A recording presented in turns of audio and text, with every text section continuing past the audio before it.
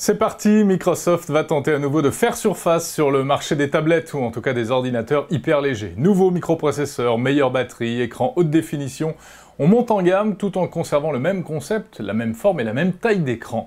Alors d'un côté, vous avez la Surface qui devient Surface 2, une tablette sous Windows 8, désormais Windows 8.1 même, très orientée grand public, et de l'autre, la Surface Pro qui devient Surface Pro 2, logiquement, et qui, malgré une apparence identique, est en réalité un vrai mini PC portable à écran tactile.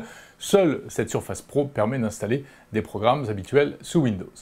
Après avoir bien pratiqué la première génération de Surface Pro, on pouvait espérer 3 améliorations en priorité. Plus d'autonomie, plus de mémoire et plus de légèreté. Eh bien, côté autonomie, Microsoft a compris le problème et annonce désormais 10 heures de fonctionnement sans recharge, en tout cas pour la version grand public. La tablette est aussi un peu plus légère. En revanche, pas de changement côté mémoire, mais il est vrai que contrairement à l'iPad, on peut y connecter un disque dur. Ces nouvelles surfaces sont aussi plus puissantes, même si pour faire du web et du traitement de texte, cela ne semblait pas forcément une nécessité.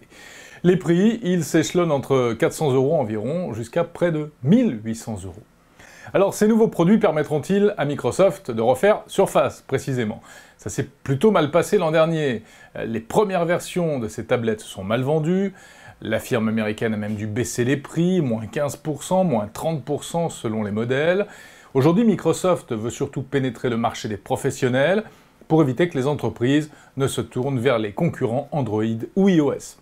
Mais le pari n'est pas gagné, Surface Pro est un appareil hybride insolite, que l'on peut trouver un peu lourd pour une tablette, un peu petit pour un vrai PC, même si l'atout de l'hyper-portabilité sous Windows est intéressant.